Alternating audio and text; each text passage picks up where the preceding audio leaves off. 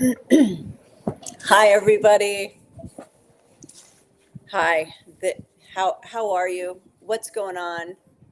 Where are you? Where in the world are you tuning in from? I could not resist. I could not. I'm back for this, guys. Since the beginning of school, and then actually on the first day of school, there was the news that six hostages were killed, including Hirsch Goldberg Pauline, who's from this neighborhood. And that was since then I haven't done a video. And let me shut that. And I there's just been a lot happening. Also, there's of course a ton of news, but also with school starting and everything, it's just been chaotic here. And somebody just got out of bed. You're supposed to. Good night. Good night. So, but today, I saw the news exploding in the palm of my hand. No pun intended. And I was like, no, tonight there will be a live because tonight, I mean, this has to be one of the most bizarre stories that anybody's ever heard. And you probably, if you're anywhere near a source of information like a phone or something on the internet or TV, you probably have heard this. Oh, or a radio. Remember those? Um, Hello, Laura from Brooklyn. Love that city, or I did anyway. Anyway, so tonight, this afternoon, sometime like I think it was between 4 and 5 o'clock, we start getting reports that all across Lebanon, not in one specific place in Lebanon, that suddenly communication devices like pagers, not cell phones, but things like pagers. Remember those? Anybody remember those? Were you around to ever use one? Or did you live in the time period of pagers? Anyway, that is what apparently you use these days instead of cell phones because they're less trackable. Well, today, all around Lebanon, and I think it also in Syria, although I haven't been able to check the news. I just came back from a parent teacher meeting, but these pagers exploded in people's hands. So, what happened? Who was targeted and who did it? So, the information that's coming out now is that in Lebanon alone, more than 3,000 people have been injured. I believe if the latest that I heard, which was 20 minutes ago, 9 people killed from exploding pagers. And apparently they are Hezbollah operatives, although is that 100% confirmed? Is it only Hezbollah? Were other people, was it just the model of pager that was used? Was it, and just a person using a pager who had nothing to do with Hezbollah? Their pager went off and exploded. Um, how did it explode? Are you able to, was it heated up? What outside force caused an explosion if there wasn't anything planted in it? 3,000 people injured. Now, does that mean it was 3,000 pagers? No, I don't think so. I think also bystanders were injured. I'm getting information as we talk.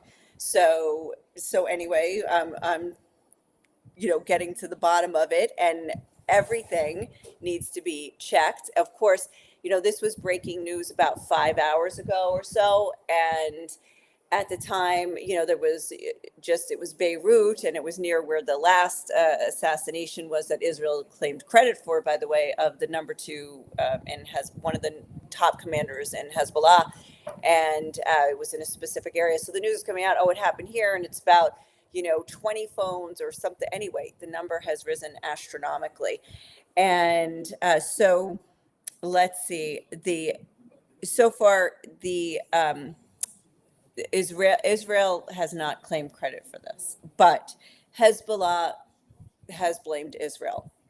Hezbollah believes that Israel does it. Let's see. Also, Nasrallah, apparently, who is the head of Hezbollah, was apparently, according to Reuters, not injured in the explosion of the pagers. So, right now, the Lebanese Ministry of Education has shut down schools for tomorrow. There'll be no classes in all educational institutions in Lebanon, including schools and universities. So now this happens on the heels of a lot of reports coming out. For instance, I'll get into the Israeli politics as well, which was exploding again, no pun intended, yesterday. And now, what's going to happen? Like, for instance, was this possibly in response to that? Okay, but let me take it. Let me go backwards. So, also, wait, I got a screenshot of this so I could find it very easily. That yesterday, the Prime Minister's Office of Israel put out a statement saying that the Security Cabinet has updated the objectives of the war, which, by the way, is on day 347. We're precariously close to 352 days. But anyway, October 7th is going to be more than that. Go figure that. Why is that? Who started counting? Who's counting wrong? Anyway, so this Security Cabinet has updated the objectives of the war, which has now been going on, like I said, for almost a year, to include the following: returning the residents of the North securely to their homes. Israel will continue to act to implement this objective. So there's about 60,000 people, Israelis who live in northern communities, that have been evacuated. And I think it's a 3 mile buffer from the border with Lebanon. There are some towns that are still fully occupied, like the town of Jish, which is a Christian Arab town. Well, I mean, it's not just Christian, actually. It's an Arab town. There's Muslims and Christians that live there, and they're there. I visited the Aramaic Center up there a couple months ago, and you can literally hear and see everything. There's like nonstop action. So there is a war still going on all the time. You know, there's definitely in the south, the Israeli army is still in Gaza. And there's a lot to talk about that. But if I even get to that, that'll be at the end, because there's just like some really interesting things I've been reading about the potential military strategy of Israel, which is also a political strategy, which is at odds with the Palestinian aim for what Gaza will be and how to end the war, and also the international community, everybody having a different say in what the outcome should be. But there's a war continually going on, and it's always been stated, like by the prime minister and others in the government, that what are the objectives of the war? It's to destroy Hamas, to return the hostages, and to be able to allow the residents of the South to go back to their communities around Gaza, because this all started around Gaza. And then Hezbollah, which is based in southern Lebanon, jumped in on October 8th, and pretty much almost a day hasn't gone by with rockets also from Hezbollah, which, by the way, they have an arsenal of 150,000 rockets. This is what people believe in the intelligence establishment, that they have this huge number. So, like, let's say they shot 10,000, which is insane to say that they shot, let's say, 10,000. I think it's less than that. It might be between 5 and 8. But even so, 10,000, they still have 140,000 to go, and that was a low estimate. I mean, they have a better range than the rockets from Gaza, which Hamas was firing, and Hamas is a short range, and they don't have the capability to program location, whatever. Anyway, apparently they can aim. They also have suicide drones, and like constantly, like you see the suicide drones. And now Israel's, of course, responding all the time to what's happening as well. So now this comes out yesterday with this statement by the prime minister that we're adding this objective. So it's like very official, comes out in the official group. In the official statement, we are adding this objective to be able to return the residents of the North securely to their homes. So what does that mean? So the big debate here has been, will how will this war in the North end? Now, you can say that though there's still war going on and though the IDF is operating all the time and still encountering opposition in Gaza, and there's still, by the way, so much to go. Gaza reparations, restoration, rebuilding, everything, whatever, refugees, people living in tents, everything. I'm not going to touch that for now because that is an entire subject on its own.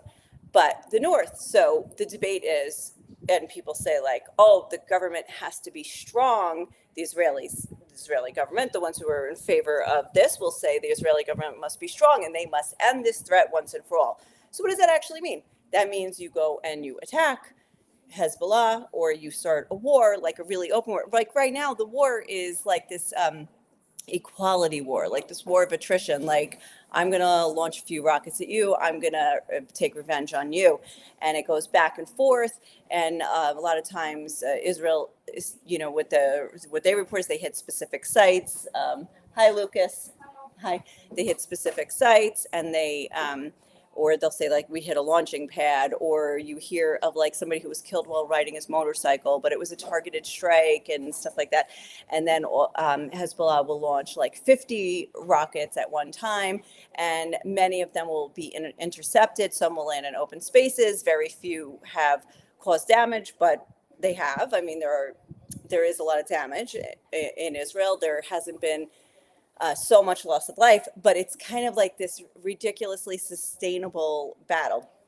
So when they say that, when the prime minister says like, we're going to add this objective, it sounds like it means, okay, we're taking this seriously. We're going to the next level. So all across yesterday in the media, escalation. We're all preparing.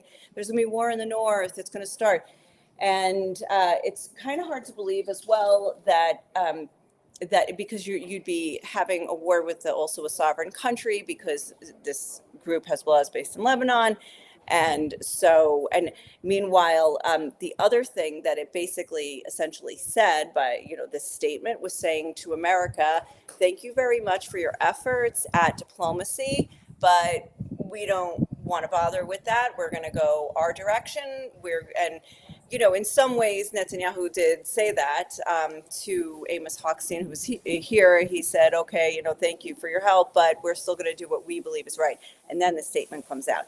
And now I'm backing up one step further. That statement comes out after 24-hour flurry of political intrigue here, as it comes out that it's not official, it's all rumors, it's all this and that Netanyahu was going to fire the defense minister who is in his party, Yoav Gallant. He is part of the Likud, and we're in the middle of a war. We're going to fire the defense minister and replace him with Gidon Sar, who's the head of another party that is in the opposition.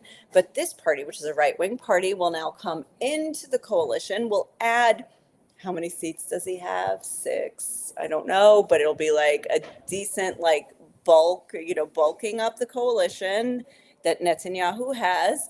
And the only person that they'll lose maybe is if Yoav Gallant says, oh, how dare you fire me? I'm going to go to the opposition. They lose 1, but they gain 6 or 7. And then so you see the thing about coalitions, and this is why, having been raised in America and having 2 parties and just having it very clear, and then 3 branches of government, very clear in your politics, right? I mean, sometimes it's annoying. You only have 2, but it's also just very straightforward. But here, you can have right-wing parties, left-wing parties, religious parties, Muslim parties, Christian, all of these, and then they'll join together just for their interests. So even though you voted, let's say, for if you voted for Netanyahu, it's not just Netanyahu you're getting, it's all of the other parties that have bargained with him and got what they want to get in exchange to be part of the coalition to bring the number to a majority, which, is 120. So he needed at least 61 and he has 64. And so he's got like his party maybe has about 30 seats or so. And then he's got like the uh, settler parties, two settler parties, and then he has the what do you call it? Um, the two ultra orthodox Haredi parties, one which is Sephardic and one which is Ashkenazi, and they all have their own special interests that they bring in. And it would be the same if it was another part, like a left wing party. And so anyway, so now he wants to. This is all unconfirmed rumors, but reported by every single outlet like it's definitely happening. So I don't think it's misreporting. I think it was like really, really going to happen that he was about to fire the defense minister. And then he put out this statement. So in essence, it was like saying, he's making his point like, we don't agree with how he's running the war, and so I'm going to put him aside. I'm going to put in somebody else, and then yes, we're going to take the war up to another level. And that's also just the feeling in general that has been going around in the country, at least in the media, let's say, that, oh, escalation. So now this also comes on the heels of reports that the Houthis, the rebel group, terrorist group, Iran supported, based in Yemen, have actually, get this, tunnels from Syria into Israel. Or I don't know if that's true and if this is what they're like who knows this and where, and if we know it, if we've heard it in the news, surely you would think like the intelligence services are on it, right? So if that's the case, then you've got this escalation. Now, the Houthis, there's probably a couple thousand, I read the estimate is, that are like in, not just in Yemen, which is about 1,500 miles south, but that they're also operating like in Syria and in Lebanon. So now we've heard tunnels for a while as well, that there might be tunnels like from Lebanon and now also from Syria into Israel. Now, that's been done. From Gaza, there were tunnels. That's how they kidnapped and killed a couple soldiers. I think it was in 2014, or is it 2000? Well, I don't remember. Sorry if that was it. But their tunnels is, and all of Gaza is on, there's more to Gaza underneath Gaza than on land, actually, and it looks like, according to the tunnels that are being uncovered over there. Okay, so you've got that, and that then brings me to another bizarre bit of news from the week. Is one of these days they're all running together. Was it Sunday? I think it might have been Sunday. A lot of the people in the center of the country woke up to alarms, incoming rocket, and there was a rocket landed in the middle of Israel. I think, like, was it near Rishon LeZion? I don't remember, but anyway, it was like, wow, where'd that come from? Like, I guess maybe from Gaza, but that's pretty long range for, you would think, like, Gaza had long range ones like that, but it looks like they've been depleted. So was it Hezbollah? Like, did Hezbollah, that's really far. Like, if they did that, it's crazy. No, it turns out it was launched by the Houthis, and it was, people believe, aimed for the airport. And it landed shy of the airport, but they claimed, and they put out something later, they put out a statement later saying it was a hypersonic missile, but people believe no, it wasn't hypersonic. They believe that was a little bit of a exaggeration, but it was clearly long range. And this is the second time a Houthi missile has actually made it to significant territory in Israel. The last time, I mean, and in the Tel Aviv area, the last time it actually, there was, I think it was a drone, it landed in Tel Aviv with no warning whatsoever. There were no sirens, but it bypassed the sirens, bypassed the air defense system, and no, that was human error. It was somebody who, yeah, I think the alarm wasn't switched, and it should have been possibly. In any case, it landed in Tel Aviv, and a person was killed from that. So this time, it landed in open space. It was partially destroyed by Israel's air defense system, this latest one on Sunday, but it wasn't completely destroyed by it.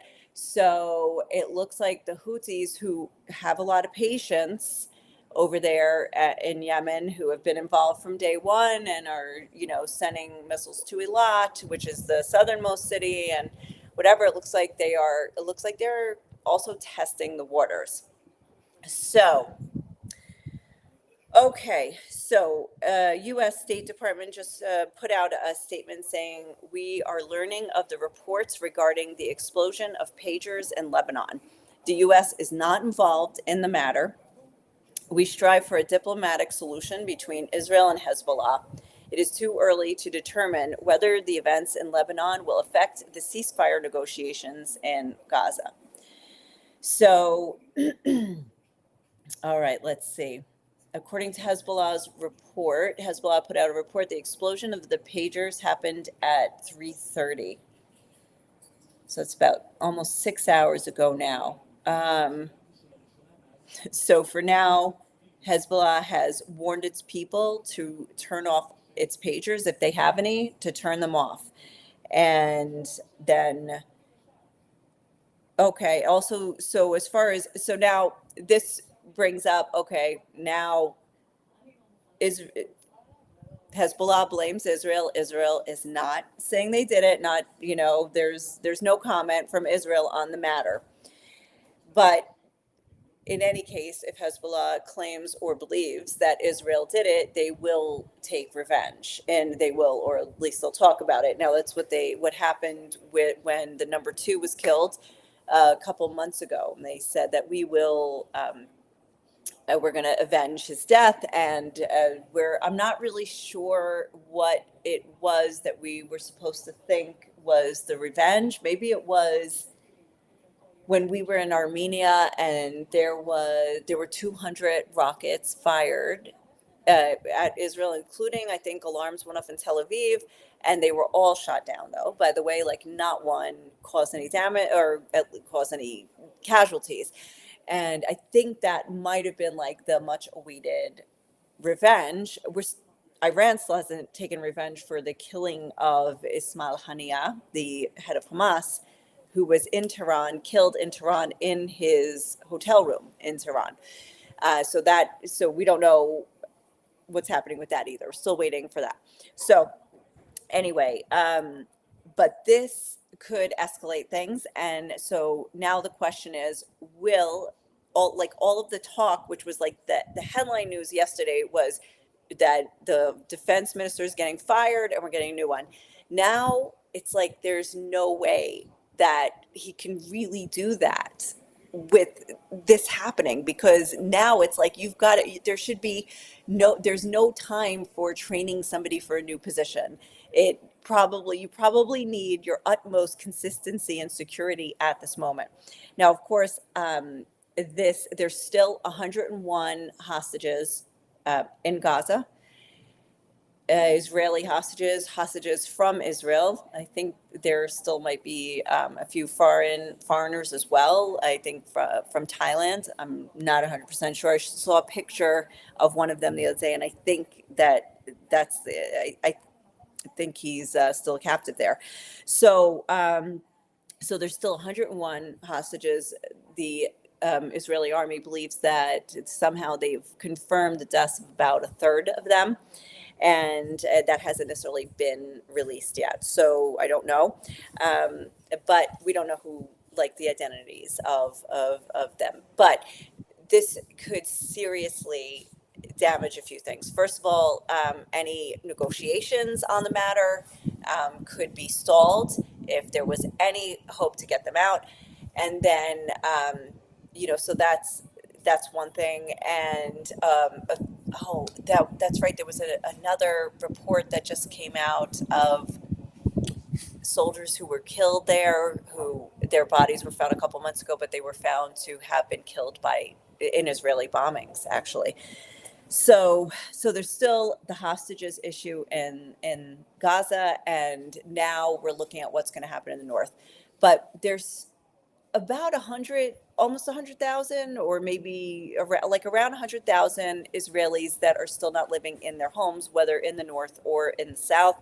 And so coming up to a year from October 7th, the things are going to be coming to a head. And by the way, the hostage families are out every single day protesting, calling, rallying, demonstrating, calling for a deal, calling for the government to just go cease your fire and make a deal and release the hostages.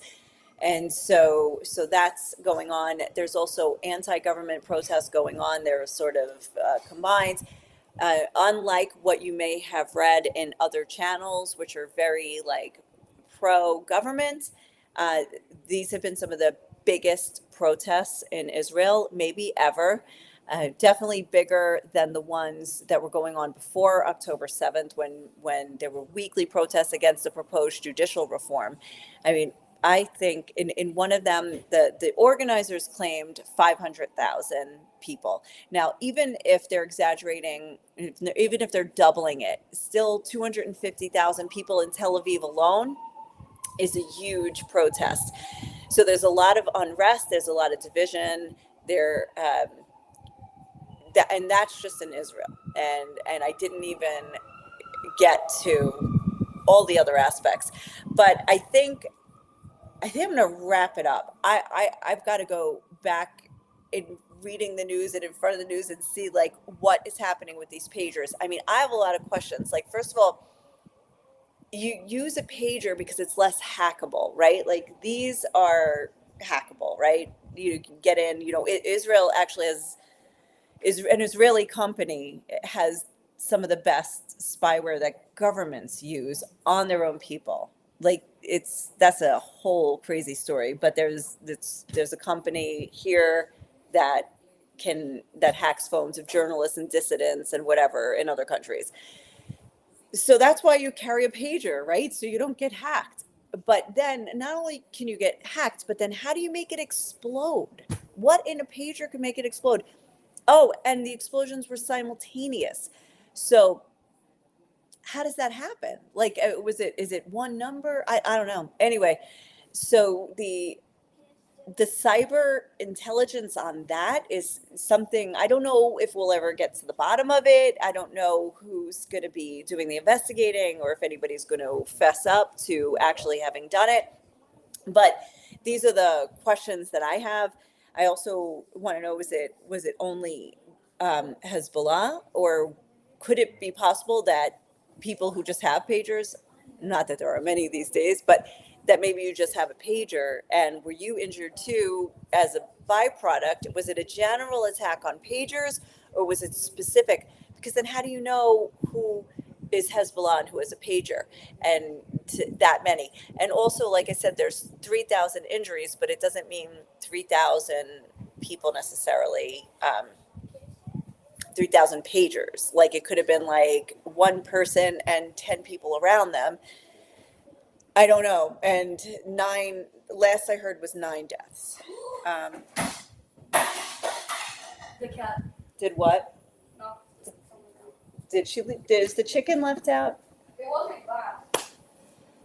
Oh, it's a fly. Oh my God. She's catching a fly. She's about to jump over my computer. Did you see that shake? See?